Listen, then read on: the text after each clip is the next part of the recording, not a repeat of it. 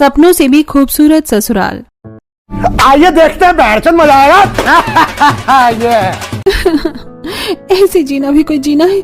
इस जिंदगी से तो मौत भली। अरे माँ, जब आप इस दुनिया को छोड़कर गई थी तो मुझे भी अपने साथ ही ले जाती ना। मुझे अकेला इस मतलबी दुनिया में आपने क्यों छोड़ा?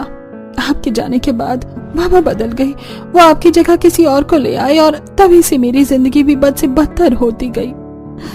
तुझे पता है माँ, आज भी तेरी बेटी को इसकी सौतेली माँ ने बहुत मारा। मुझे बाल पकड़कर जमीन पर घसीट दिया गया माँ। लेकिन मुझे यकीन है कि ऊपर वाला किसी को भी उसकी ताकत से ज्यादा दुख नहीं देता होगा, और हो सकता है कि मुझे इस दुख के बाद बहुत ही अच्छा ससुराल मिल जाए जहाँ सभी लोग मेरी बहुत ही ज्यादा परवाह करें। हाँ, मुझे अच्छा ही सोचना चाहिए। एक अच्छी उम्मीद जिंदगी को बदलने में देरी नहीं करती। श्रुति ने ऐसे बोलकर एक गहरी सांस ली और अपने आंसुओं को पोंछा, जिसके बाद फिर उसने जिंदगी को दोबारा एक अच्छे नजरिए से देखना शुरू किया। श्रुति एक अनाथ लड़की थी, उसकी माँ बचपन में ही उसे छोड़ गई थी, जिसके बाद श्रुति अपनी सौतेली माँ के साथ पलकर बड़ी हुई। श्रुति पर उसकी सौतेली माँ हेमा बहुत ही ज्यादा अत्याचार करती थी। आज भी श्रुति फटे पुराने कपड़ों में रात में अपनी माँ के अत्याचारों की वजह से अपने पुराने कमरे में सुबह सुबह कर रो रही थी। लेकिन फिर श्रुति ने गहरी सांस ली और वो अपनी खिड़की के पास जाकर खड़ी हो गई, जहाँ दुनिया इतनी बड़ी है, कहीं ना कहीं तो मेरे लिए भी कोई हमदर्द होंगे ही ना। बस उन्हें मुझसे मिलने की देरी है। अरे नहीं, ये रोने की आवाज कहाँ से आई? तुझसे जो बोला वो तेरे समझ में क्यों नहीं आता है? तुझे मैंने बोला था कि रात को दूध कभी भी पीने की मत सोचना, दूध महंगा है, फिर भी तूने मुझसे छिपकर दूध लिया क्यों? माँ जी माफ कर दो, वो मुझे शरीर में बहुत ज्यादा दर्द और थकान महसूस हो रही थी तो मैंने दूध ले लिया। मुझे लगा दूध से थोड़ी सी ताकत आ जाएगी, लेकिन माँ माफ कर दो। चुप कर, आई बड़ी। अब जब तक तेरी सास यानी मैं तुझे झाड़ू से नहीं सही करूंगी तब तक तुझे अकल नहीं आएगी, पागल औरत। भावना, जो कि श्रुति की पड़ोसन थी, वो एक बेहद ही बुरी सास थी जो कि अपनी बहू पर बहुत ही ज्यादा अत्याचार करती थी। बेचारी श्रुति ससुराल को लेकर अभी अच्छी उम्मीद में आई ही थी कि भावना के बर्ताव ने उसे डरा दिया। हे भगवान, ये तो भावना आंटी की वही बहू है जिसकी शादी अभी महीने भर पहले ही हुई थी। ये इसको इतना सताती है। अगर मेरी भी सांस ऐसे ही निकली तो, अगर उसने भी मुझे ऐसे मारा तो जिंदगी ही नरक बन जाएगी। श्रुति अभी ऐसे सोच ही रही थी कि तभी उसे अपने कमरे में कुछ गिरने की आवाज आई। ये कैसी आवाज थी? कोई मेरे कमरे में आया क्या? सांप, सांप बचाओ, सांप, सांप। श्रुति ने जैसे पलट कर देखा तो उसके पीछे एक बड़ा काला सांप पड़ा हुआ था जो कि बहुत ही ज्यादा डरावना था। श्रुति उसे देखकर चीखें मारने लगी तो वहीं दूसरी तरफ बहुत ही बढ़िया ऋषि भाई, आप तो उस नौकरानी को डराने के लिए अच्छी चीज लाई हो, एक नकली सांप, लेकिन असली जैसे दिखने वाला सांप। अब आएगा मजा, देखो तो अंदर से कैसे चिल्ला रही है। हाँ सुन जरा पूजा, बचाओ बचाओ बचाओ। पूजा और ऋषि, जो कि श्रुति के सौतेले भाई बहन थे, उन दोनों ने चालबाजी से श्रुति को कमरे में उसे डराने के लिए नकली सांप छोड़ा था। अंदर श्रुति रो रही थी और बाहर वो उसकी चीखें सुनकर खुश हो रहे थे। कोई तो मेरी बात सुन लो। माँ, पूजा, ऋषि भैया, कोई है? सांप, सांप, मेरे कमरे में एक सांप है। एक मिनट, अगर ये सांप असली है तो फिर ये हिल क्यों नहीं रहा है? कहीं श्रुति को अब थोड़ा बहुत समझ आ रहा था। वो डरते डरते सांप के पास गई और उसने जाकर हिलाया, लेकिन सांप के ऊपर कोई फर्क नहीं पड़ा। मैं जानती तो नहीं हूँ, लेकिन हो सकता है कि ये मेरे बहन भाई की चाल हो मुझे डराने के लिए। मैं अभी इस सांप को देखती हूँ। श्रुति ने उसे हाथ में उठा लिया, जिससे कि उसे पता चला कि वो सांप असली नहीं नकली था। नकली है? मेरे बहन भाई की तो हद ही हो गई है। उन्होंने मुझे डराने के लिए इतनी घटिया हरकत की। काश कि ये सांप असली होता तो मुझे डस लेता और मेरी जिंदगी यही खत्म हो जाती। लेकिन मेरे पास सब कुछ नकली है, परिवार नकली, प्यार नकली। अब तो मुझे लगता है कि मैं भी असली नहीं हूँ। बेचारी श्रुति ऐसे बोलकर दुखी हो गई और दीवार से सिर लगाकर रोते रोते ही उसकी आंख भी लग गई। ऐसे ही अगली सुबह बाबा को दुकान पर जाना है तो पहले बाबा का पराठा बनाकर दे देती हूँ। ओए श्रुति, कहाँ है? हाँ बोलो पूजा। क्यों रे, तुझे क्या लगा कि तू घर में ही चोरी करेगी और मुझे पता नहीं चलेगा? बोल। क्या हुआ? क्या बात है पूजा? मैंने क्या किया है? मेरी घड़ी क्यों चुराई तूने? बोल। तुझे क्या लगा था कि तू मेरी घड़ी को चुराएगी और मुझे कुछ भी पता नहीं चलेगा? बोल। क्या इसने चोरी की है? क्यों रे, तेरी ये मजाल की तू मेरे घर में चोरी करे? बोल, क्या चुराई है इसने? पूजा, माँ इसने मेरी घड़ी चुराई है, वही वाली घड़ी जो आपने मुझे दी थी। क्या? लेकिन किस लिए? नहीं माँ नहीं, माँ मैंने कुछ नहीं चुराया है सच्ची। अच्छा अगर ऐसा है तो फिर मेरी घड़ी तेरे कमरे में क्या कर रही थी बोल? मैं नहीं जानती हूँ, मैं सच में नहीं जानती हूँ पूजा, इसकी बात ऐसे समझ में नहीं आएगी। हाँ तुझे तो अब मैं बताती हूँ। हेमा ऐसे बोलकर श्रुति की बाजू मोड़े हुए ही घसीट कर लाई और उसने उसका हाथ गरम गरम तवे पर रख दिया। नहीं माँ, मेरा हाथ जल रहा है माँ, बहुत जलन हो रही है माँ, प्लीज मुझे बहुत ज्यादा दर्द हो रहा है, छोड़ो मुझे। नहीं अभी तो तुझे अकल नहीं आएगी, अभी तो तेरा हाथ मुझे और दर्द से गुजारना पड़ेगा, जिसे तू आगे से कुछ भी छूने से पहले सोचे। पूजा जो तेल इसने पराठे बनाने को पकाया है ना, वो तेल तू इसके हाथ पर डाल। नहीं नहीं नहीं माँ जी वो बहुत ज्यादा गर्म है। हाँ तो गर्म से ही तो तुझे अकल आएगी। अरे नहीं माँ रहने दो, इतना ज्यादा भी कुछ मत करो कि ये हमारा काम ही करने के लायक न रहे, इतना तो रहने दो कि ये काम कर दे, वरना अगर इसका हाथ वाथ ज्यादा चल गया तो हमारी नौकरी कौन करेगा।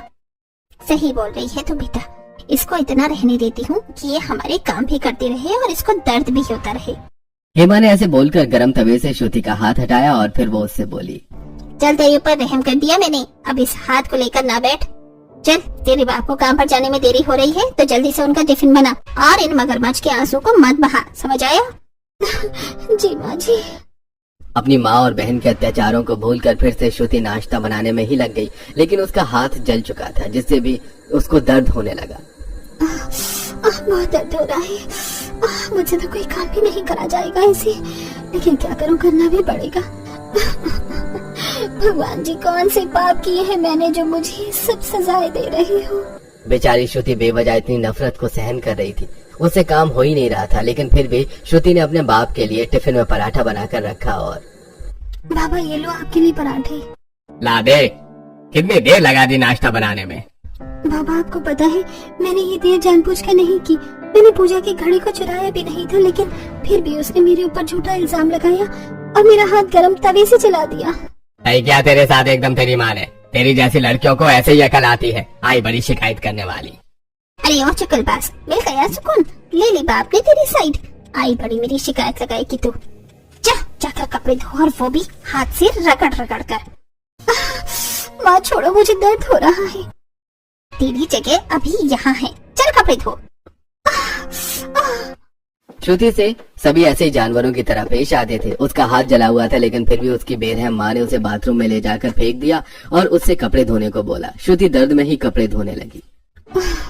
बहुत दर्द हो रहा है भगवान, अब मुझसे ये सब बर्दाश्त नहीं होता, मुझे कहीं ऐसी जगह जाना है जहाँ मुझे प्यार मिले, नहीं तो मैं इस मतलबी दुनिया को ही छोड़ दूंगी। बेचारी श्रुति परेशान थी, उसने दर्द से जूझते हुए ही कपड़े धोए और फिर सारे घर की सफाई भी की। श्रुति की माँ और घर वालों ने उसकी जिंदगी को नरक बना रखा था। ऐसी सिलसिला जारी था और आज के दिन श्रुति के घर उसकी सौतेली मासी आने वाली थी। अरे पूजा, आज तेरी मासी कुछ दिनों के लिए घर रहने को आ रही है, चल जरा बता तो सही कि मैं उसे दिखाने को कौन सा हार पहनूं, ये लाल मोती वाला या ये हीरो वाला? कोई भी पहन लो माँ। माँ मैं बाहर से वो सारा नाश्ते का सामान ले आया जो आपने मुझे लाने को बोला था। बहुत अच्छी, वही रसोई में रखते। माँ मैं रसोई में रखूं, लेकिन हमारी नौकरानी का है, वो चीचड़ी श्रुति। अरे हाँ, उसको तो मैंने बाहर से सब्जी लाने को भेजा हुआ है, पता नहीं कहाँ रह गई है। मैंने माँ की बताई हुई हर एक सब्जी ले ली है, अब बस पनीर लेते हुए मुझे घर जाना है और घर जाने के बाद खाना भी बनाना है। अरे नहीं, ये क्या हो रहा है? अरे नहीं, लगता है कि भाई साहब अपनी जान लेने की कोशिश कर रहे हैं, मुझे इनको रोकना होगा। श्रुति भागते हुए एक आदमी के पास गई जिसके हाथ में चाकू था और वो उसे अपनी कलाई तक लेकर जा रहा था। सुनिए, आपको ऐसा नहीं करना चाहिए। आपको क्या लगता है कि अपनी जान ले लेना परेशानियों का हल है? ऐसा बिल्कुल नहीं है। हम जितना परेशानियों से भागते हैं, हमें वो उतना ही सताती हैं। इससे अच्छा है कि आप उसको खत्म करने में दिमाग लगाओ। यह तो मेरे भी घर में मेरी जिंदगी में 1000 दिक्कत है, लेकिन ऐसे अपनी जान ले लेना सही नहीं है, समझिए आप। अरे लेकिन आपको किसने बोला कि मैं अपनी जान ले रहा हूँ? ये कोई असली चाकू नहीं है, ये नकली है, मेरी चाबी का छल्ला है ये। और मेरी हथेली में खुजली हो रही थी तो मैं बस इसे खुजला रहा था और कुछ नहीं। आपको शायद गलत फहमी हो गई है। चाबी का छल्ला? माफ कर दीजिए, मुझे नहीं पता था कि ये चाकू असली नहीं नकली होगा, माफ कर दीजिए। कोई बात नहीं है, आपको मेरी चिंता हुई इसलिए आपने मुझे इतना सुना दिया। माफ कर दीजिए, तो बिल्कुल पागल है श्रुति। श्रुति को खुद के ऊपर अभूत ही पागल महसूस हो रहा था। वो राम के पास से खुद को डांटते हुए ही आ गई। वही राम बस उसको खड़े खड़े देख रहा था। अजीब लड़की थी, यूं समझ बैठी कि जैसे मैं अपनी जान ले रहा हूँ। खैर जो भी हो। माँ मैं आ गई, लगता है मासी जी आ गई है। अरे देख पूजा, तेरी सौतेली बहन घर की नौकरानी आ चुकी है। मैं इस घर की नौकरानी नहीं हूँ, बेटी ही हूँ, बस मेरी माँ नहीं है। अच्छा मुझे तो पता ही नहीं था। आ गई तो? अरे क्या मर ही गई थी बाहर जो, इतनी देर कर दी आने में। चल अब जल्दी से जाकर खाना बना। सुना नहीं क्या, खाना बनाओ। ठीक है। श्रुति बाहर से आते ही खाना बनाने में लग गई।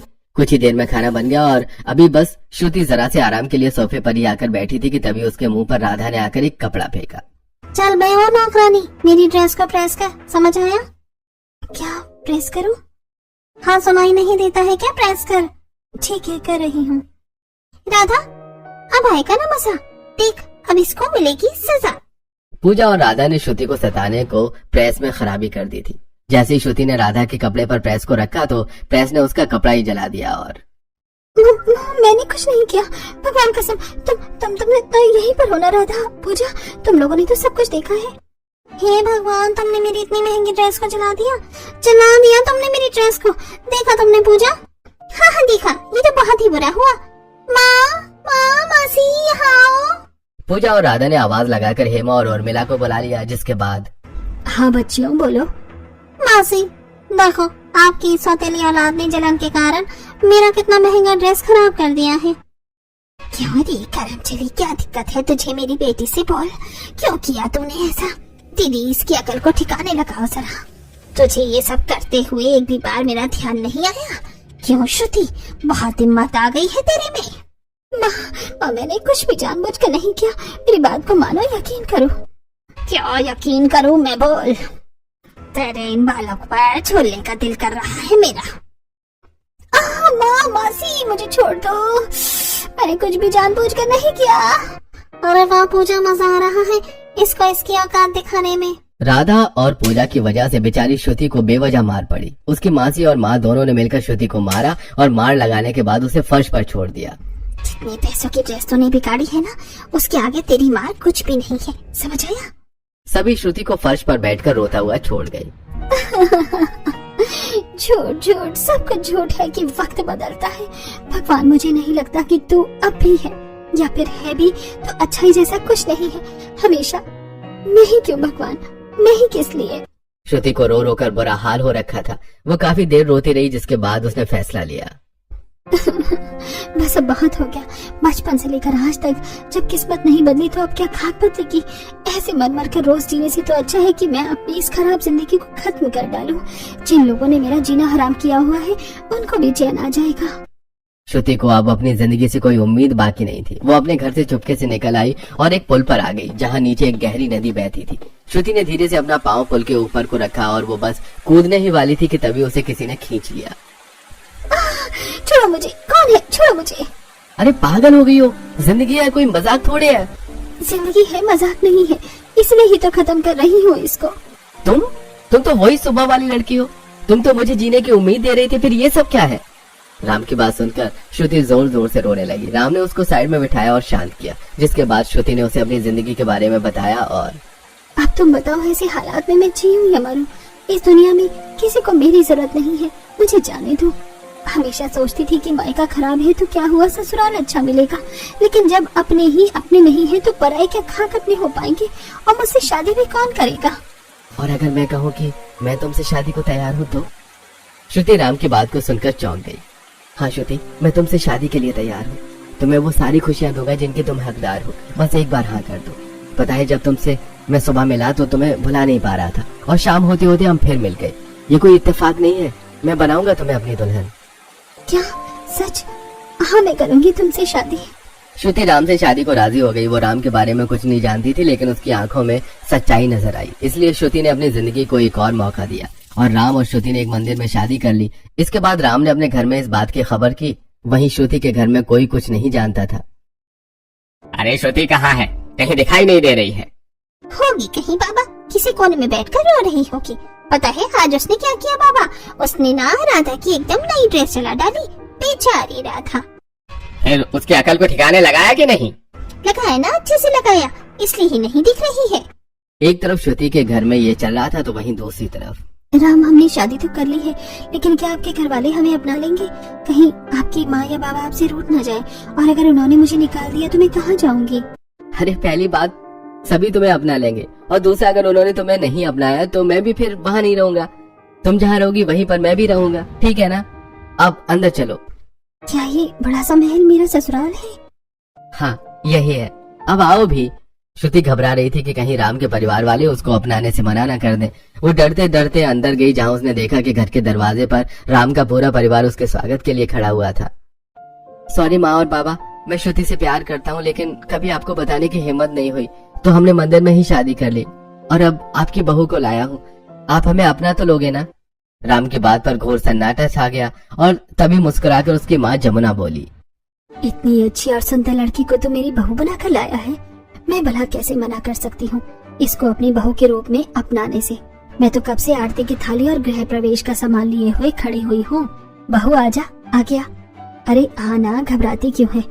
श्रुति घबराते हुए आगे आई, जिसके बाद जमुना ने उसकी आरती की और उसे गृह प्रवेश करवाते हुए उसे अपने घर में बुला लिया। श्रुति के ससुराल में भी उसके नंद, एक देवर, पति और सास ससुर थे, और वो लोग बहुत ही अमीर और आदत के भी बहुत ही अच्छे लग रहे थे। स्वागत है भाभी आपका आपके प्यारे से घर में। मुझे तो यकीन नहीं होता कि मेरी भाभी आ गई है। पागल है हमारा राम भी। अगर बहू वो हमें तेरे बारे में बता देता ना, तो हम तेरी डोली बड़ी ही धूमधाम के साथ उठवाते।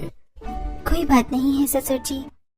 अरे बहू घबरा नहीं, और मुझे ससुर जी नहीं बाबा बोला। मैं राम का बाप हूँ, तो इस नाते से तेरा भी बाप ही हूँ। अच्छा रात हो रही है, बहू भी घर आई है, बताओ कि क्या खाओगे? चल बेटिया तू ही बता कि क्या खाएगी अपने ससुराल वालों के साथ। अरे आप ही ना बहू कहाँ भी कुछ बताएगी, अभी तो वो आई है। मैं बताती हूँ, आप ना बहू के आने की खुशी में बटर चिकन, कढ़ाई पनीर, पनीर टिक्का, सोया चाप, आलू पूरी, बिरयानी और 5 तरह का मीठा मंगवा लो। श्रुति अपने ससुराल वालों को अपने लिए इतना करते देखकर हैरान हो गई और बोली, अरे नहीं, मेरे लिए इतना कुछ मत कीजिए। क्यों ना करे, हमारे घर लक्ष्मी आई है। नेहा जा अपनी भाभी को राम का कमरा दिखा आ। बहू जा तू कमरे में जाकर फ्रेश हो जा, मैं नेहा के हाथ कपड़े भिजवा रही हूँ, उनको बदल कर तू खाना खाने के लिए आ जाना। ठीक है माँ, चलो भाभी मैं आपको भैया के कमरे में ले चलती हूँ। श्रुति नेहा के साथ राम के कमरे में जाने लगी। वो राम का घर देख रही थी, जो कि बहुत ही बड़ा था। कितना अच्छा घर, और उससे भी अच्छे इस घर में रहने वाले लोग हैं। मेरा तो नसीब ही खुल गया, मुझे तो मेरे सपनों से भी अच्छा ससुराल मिला है। श्रुति को अब जिंदगी खूबसूरत लग रही थी। वो अपने कमरे में गई और नहा धोने के बाद उसने अपनी सास की भेजी हुई साड़ी को पहना, जिसके बाद वो नीचे सभी के साथ खाना खाने को आ गई। आ गई बहू तू, आजा बैठ। मैं भी आप लोगों के साथ ही बैठ जाऊँ? अरे हाँ भाभी, और कहाँ बैठोगी? अरे घबराने बेटा, मैं तेरे बाप की तरह हूँ, चल अब बैठ जा। अमरीश और बाकी सब ने बड़े ही प्यार से श्रुति को बिठाया, जिसके बाद सभी ने अपनी प्लेट भरने से पहले श्रुति के प्लेट को भरा। इस सब को देखकर श्रुति की आंखें भर आई और उसने पहली बार प्यार का एहसास किया था। ऐसी रात को श्रुति अपने कमरे में आकर बैठ गई, जहाँ राम एक कटोरी में तेल लेकर आया। अरे राम जी, ये आप क्या कर रही हो? अरे तुम्हारे पाँव पर दवा लगा रहा हूँ। कोई नहीं जानता, लेकिन मैं तो जानता हूँ ना कि तुम किस सब से गुजरते हुए मुझ तक पहुँची हो। नहीं, ऐसे पति अपनी पत्नी के पाँव नहीं छूते हैं। अरे क्यों नहीं छूते? पत्नी अपने पति के पाँव छुए तो सही, लेकिन पति नहीं छू सकता। हाँ क्यों भाई? अब ज्यादा मुझे मना मत करो। देखो तुम्हारे पाँव नंगे पाँव भागने की वजह से छिल गए हैं, तो इन पर दवा लगा लो और कुछ मत बोलना। राम ने ऐसे बोलकर आहिस्ता आहिस्ता से श्रुति को मरहम लगाना शुरू कर दिया। श्रुति को काफी ज्यादा सौभाग्यशाली महसूस हो रहा था कि उसको अपने ख्वाबों से भी ज्यादा अच्छा ससुराल मिला था। ऐसे 1 हफ्ते का समय गुजर गया और अब आज के दिन श्रुति की 2 बुआ सासों से मिलने आने वाली थी, जिनके लिए श्रुति रसोई में खाना बना रही थी। माँ ने बताया था कि मेरी बुआ सास को कढ़ी खाना बहुत पसंद है। कढ़ी तो बस बनने वाली है, अब पकौड़े भी बना देती हूँ। चल क्या? अरे अरे क्या हो गया बहू? कुछ नहीं, वो माँ जी बस पकौड़े बनाते हुए तेल उड़कर आ गया।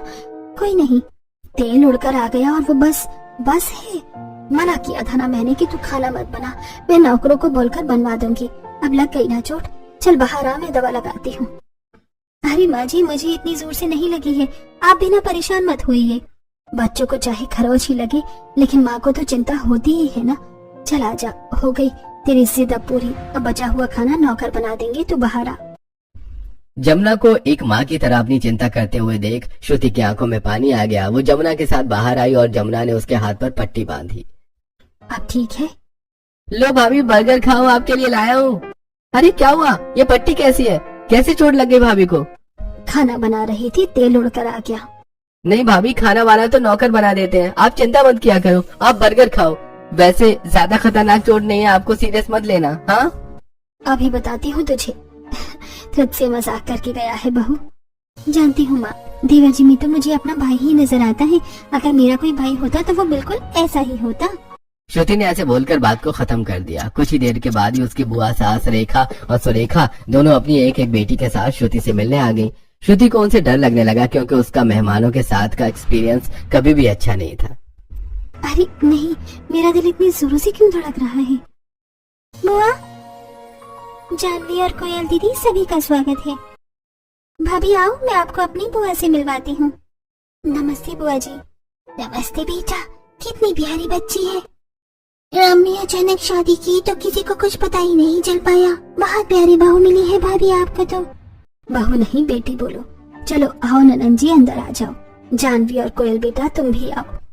जमुना ने सभी को अंदर बुला लिया, जिसके बाद उन सभी ने साथ बैठकर खाना खाया। अब श्रुति की घबराहट कम हो गई थी क्योंकि सभी उससे बहुत ही अच्छे से पेश आ रहे थे। मेरे तो रिश्तेदार भी बहुत अच्छे हैं, मैं बेवजह ही डर रही थी।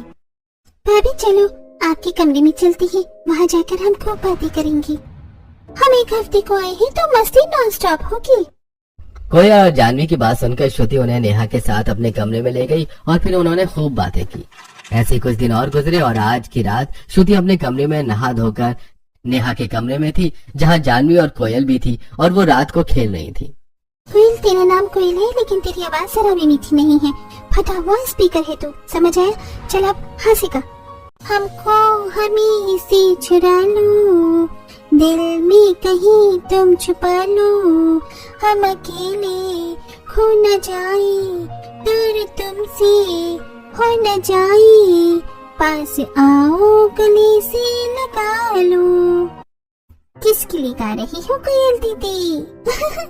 वैसे मुझे तो इस वक्त भूख लग रही है, चलो ना कुछ खाते हैं। इतनी रात को अब क्या मिलेगा? चलो भाभी मैगी बनाते हैं, रात की भूख का यही तो सहारा होती है। नेहा, मैगी है क्या? मैगी भी कभी अनअवेलेबल होती है, चलो मैगी बनाने। आधी रात को सारी लड़कियां मैगी बनाने रसोई में आ गईं। शांति से, कहीं किसी की आंख ना खुल जाए। सभी ने रात को मस्ती करते हुए मैगी बनाई और फिर उन्होंने मजे से उसको कमरे में ले जाकर खाया।